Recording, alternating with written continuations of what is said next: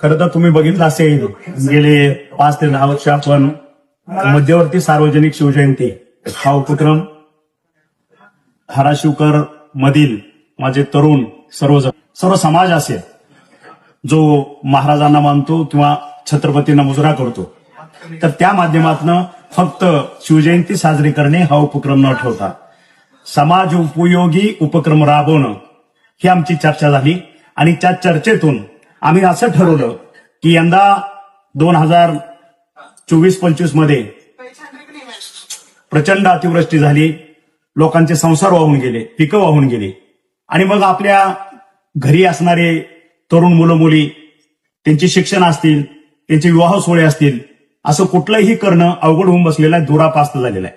म्हणून ह्या वेळेस ह्या मंडळानं असा निर्णय घेतला की सर्व धर्मीय बिगर हुंडा सामुदायिक विवाह सोहळा आपण ह्या शिवजयंतीच्या माध्यमातून राबवू.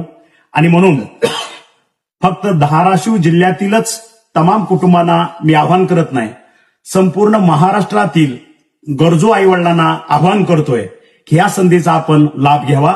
ज्यांना अडचण आहे की आपल्या मुलामुलींचा विवाह आपल्या हातून यंदा होऊ शकत नाही, लग्न जमून झालेलं आहे, विवंचनेत आहात, त्या ठिकाणी हा माझा मराठा मावळा मी स्वतः प्राध्यापक डॉक्टर तानाजी सावंत तुमच्या सोबत आहे, तुमच्या खांद्याला खांदा लावून आहे.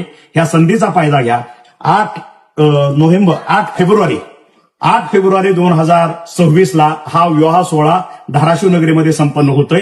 त्या ठिकाणी माझे जे का विवाह नोंदणीचा जो भाग आहे कागदपत्राचा तो त्या ठिकाणी नोंदणीकृत करावा आणि 8 फेब्रुवारीला आपण आपल्या वराडासहित, त्या ठिकाणी कुठलंही बंधन नाही की मग मी वराड किती आणू, हे किती आणू, त्याला जसं तुम्ही तुमच्या दारापुढं मंडप टाकून आपण विवाह साजरा करतो त्या पद्धत अतिशय आदरातिथ्यानं पार पाडतील एवढं तुम्हाला वचन देतो आणि मी माझे 2 शब्द संपवतो. जय हिंद, जय महाराष्ट्र.